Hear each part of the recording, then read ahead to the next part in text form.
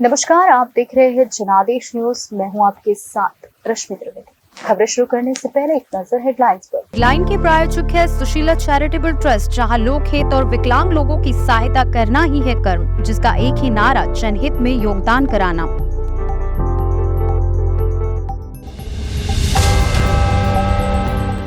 Budget में बढ़ती आबादी के लिए कमेटी, जानिए चौंका रहे हैं ये ऐलान। वंदे भारत ट्रेनों में बढ़ाया जाएगा कोच, सफर आसान बनाने के लिए सरकार ने किया यह ऐलान। पिछले 5 साल में 4.5 गुना बड़ा आवंटन, इस बार इतना बढ़ सकता है रेल बजट।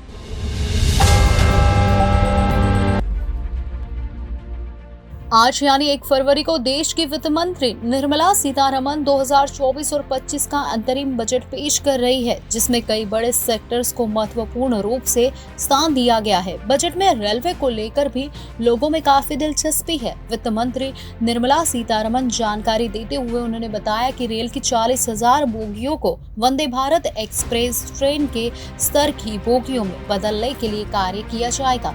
इसके साथ ही उन्होंने 3 नए कॉरिडोर बनाने के बारे में भी जानकारी दी, जिससे रेल का सफर और आसान हो सकेगा। आइए आपको बताते हैं अंतरिम बजट में रेलवे को लेकर और क्या क्या है। देश में फिलहाल 8 रूट पर वंदे भारत ट्रेन चलती है। धीमे धीमे इस ट्रेन को और रूट पर चलाने की कवायद चल रही है। वित्त मंत्री निर्मला सीतारमण ने इस बारे में बताते हुए कहा कि 40,000 बोगियों को वंदे भारत ट्रेन के स्तर की बोगियों में तब्दील किया जाएगा, यानी जो सुविधा वंदे भारत एक्सप्रेस ट्रेन में यात्रियों को मिलती है, वही सुविधा अब अन्य भी ट्रेनों में यात्रियों को मिलेगी।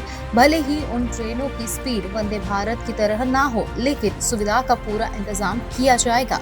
इसके साथ ही बजट में इस बात का भी जानकारी दी जाएगी कि रेलवे के 3 नए कॉरिडोर बनाए जाएंगे। इसके साथ ही माल भाड़ा परियोजना को भी बढ़ाया जाएगा। रेलवे की पोर्ट से कनेक्टिविटी भी तेज की जाएगी, जिससे रेलवे का सफर और भी आसान हो सके। इन सुविधाओं से ट्रेनों में यात्रियों की सुरक्षा और भी मजबूत होगी। In the full budget in July, Honorable Speaker, our government will present a detailed roadmap for our pursuit of Vikasit Bharat.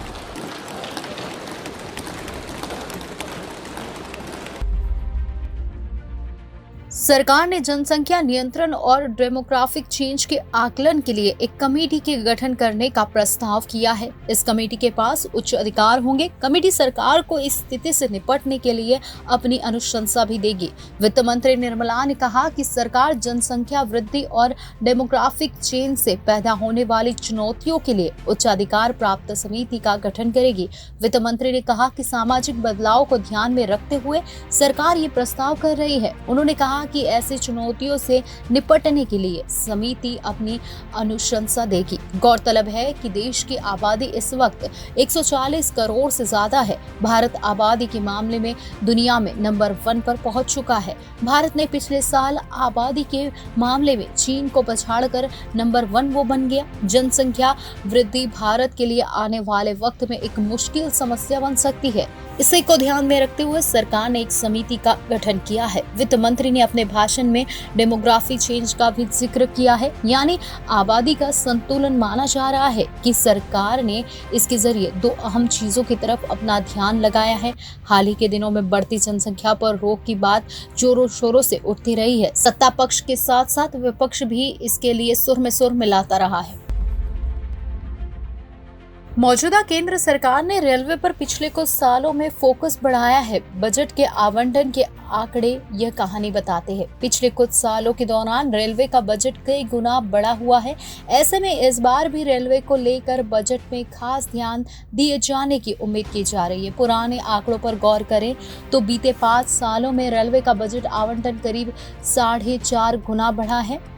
पिछले साल के बजट में रेलवे के हिस्से में 2.4 लाख करोड़ रुपए आए थे। इस बार उम्मीद की जा रही थी चुनाव से पहले आ रहे मोदी सरकार के दूसरे कार्यकाल के अंतिम बजट में रेलवे के हिस्से में 3 लाख करोड़ रुपए तक का आवंटन आ सकता है। दरअसल बीते सालों में रेलवे का बजट आवंटन जिस गति से बढ़ा है, उसे देखते हुए उम्मीद बेबुनियादी ही नहीं लग रही है।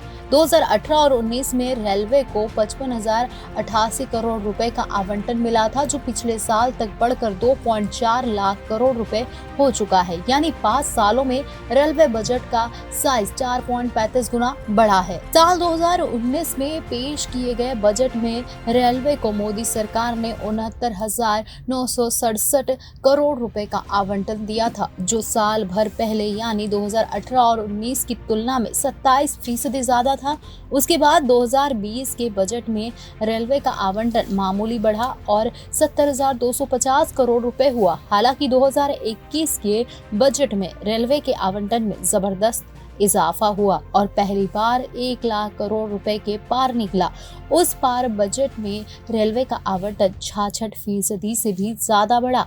बीते कुछ सालों में रेलवे ने अपने पूरे नेटवर्क के विद्युतीकरण पर तेजी से काम किया है। उसके अलावा नई रेलवे लाइनों और डेडिकेटेड फ्रंट कॉरिडोर पर काम हुआ है। बुनियादी संरचना से जुड़े इन कार्यों और रेलवे स्टेशनों के विकास पर होने वाले खर्च को देखते हुए उम्मीद की जा रही है कि बजट 2024 में रेलवे का आवंटन बढ़कर 2.4 लाख करोड़ रुपए से 3 लाख करोड़ रुपए तक किया जा सकता है। ऐसा कहा जा रहा है कि रेलवे को पाइपलाइन वाली परियोजना पूरी करने के लिए 40 से 50 हजार करोड़ रुपए दिए जा सकते हैं। संसद के बजट सत्र की आज से शुरुआत हो चुकी है। वित्त मंत्री निर्मला सीतारमण कल 1 फरवरी को नया बजट पेश करेगी। अमूमन बजट से पहले आर्थिक समीक्षा पेश की जाती है, लेकिन इस बार आर्थिक समीक्षा जुलाई में आने वाले पूर्ण बजट से पहले पेश की जाएगी। वित्त मंत्रालय ने बजट से पहले भारत की अर्थव्यवस्था पर एक खास रिपोर्ट जारी की है। हरियाणा को दे रहे हैं आज के बजट में 2,861 करोड़, 2,861 मतलब 8 गुने अलॉटमेंट बढ़ा, 8 गुना। प्रोजेक्ट के एग्जीक्यूशन में इतनी तेजी आई है, रेलवे का इलेक्ट्रिफिकेशन 100% हो गया है हरियाणा में। ब्रॉड गेज नेटवर्क का 100% इलेक्ट्रिफिकेशन कंप्लीट हो गया हरियाणा में।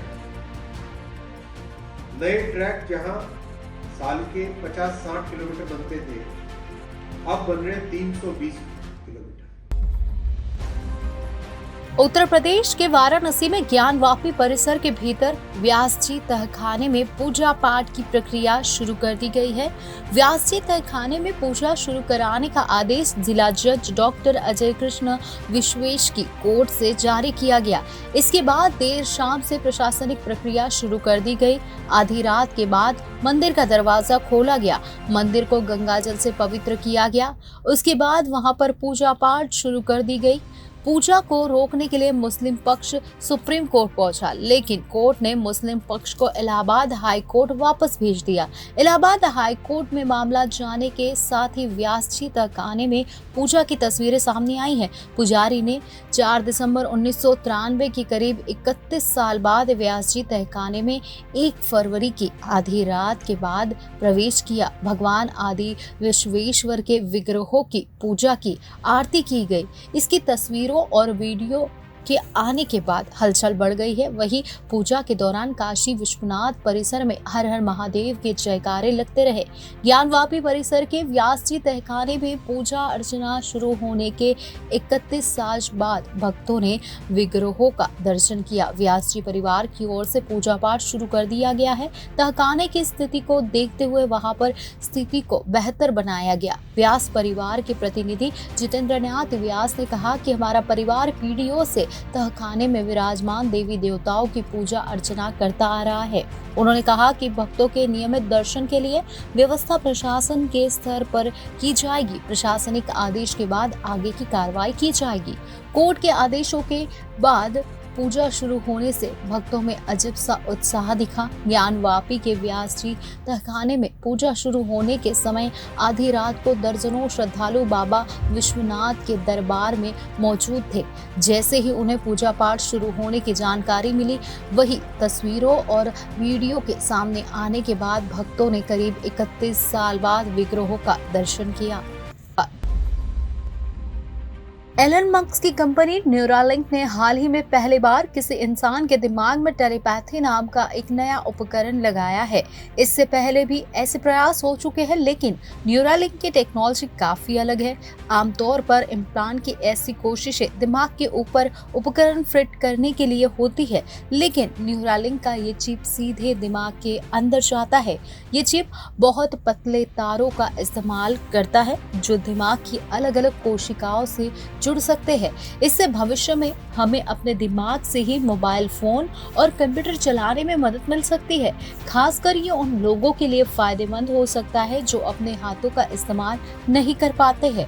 हालांकि न्यूरालिंक का असली मकसद इंसानों और कंप्यूटर को एक दूसरे के साथ जोड़ना है, यानी भविष्य में हम सोचकर ही चीजों को कंट्रोल कर सकेंगे। ये मानो साइंस फिक्शन की फिल्म जैसा लगता है, लेकिन अभी इसे लेकर काफी सवाल है। मसलन कहीं इस टेक्नोलॉजी का गलत इस्तेमाल ना हो। फिलहाल ये टेक्नोलॉजी शुरुआती दौर में है और इसके दूरगामी असर को समझने के लिए अभी और वक्त लगेगा। अगर आर्टिफिशियल इंटेलिजेंस यानी AI तरक्की करता रहा है, जैसा कि कहा जा रहा है, जो न्यूरालिंक जैसे उपकरण इंसानों को पूरी तरह बदल कर रख सकते हैं। कल्पना कीजिए, हम सीधे ड्रोन, सेल्फ ड्राइविंग कारों को भी अपने दिमाग से कंट्रोल कर सकेंगे, सुपर कंप्यूटर जैसा शतरंज खेल पाएंगे या प्रोटीन संरचना जैसे जटिल वैज्ञानिक प्रयोगों की देखरेख कर सकेंगे। ऐसा करना भी बहुत मुश्किल नहीं है, क्योंकि आज की तकनीक भी काफी हद तक ये कर सकती है।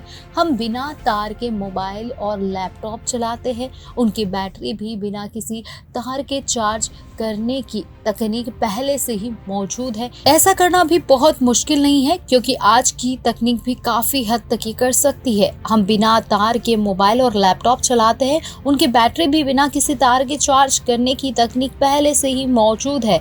ऐसे में ये कल्पना करना मुश्किल नहीं है कि भविष्य में हमारे दिमाग में लगा एक चिप आसपास के उपकरणों को कंट्रोल कर सकेगा और उसे बिना तार के ही चार्ज किया जा सकेगा।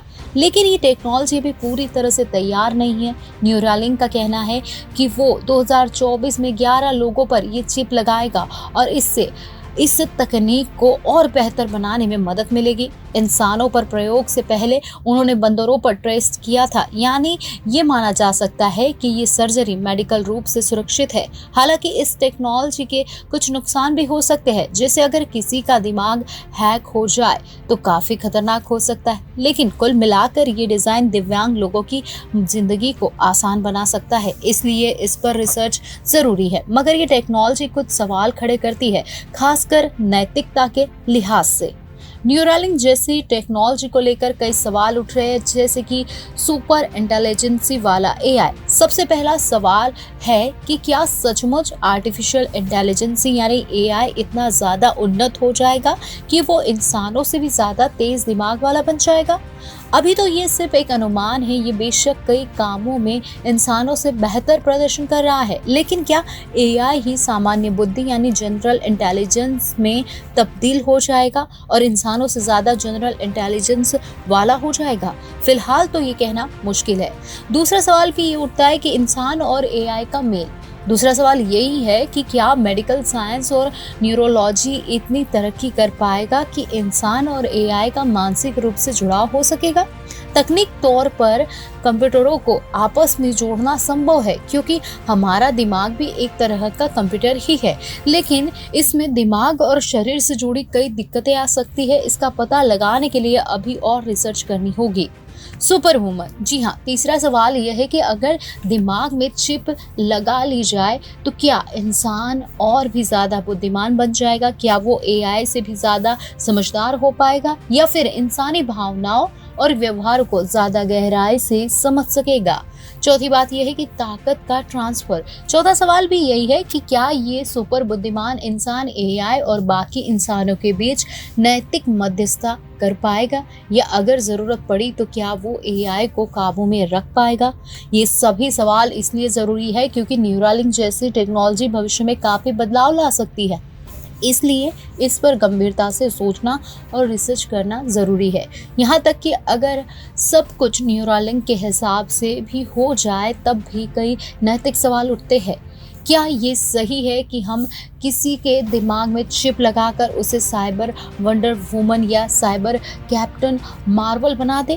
क्या ये गारंटी है कि ऐसा इंसान नैतिक होगा या इंसानियत की तरफ से खड़ा होगा? वैसे भी एक कहावत है कि स्टालिन कुछ और नहीं बल्कि टेलीफोन वाला चंगेज खान था।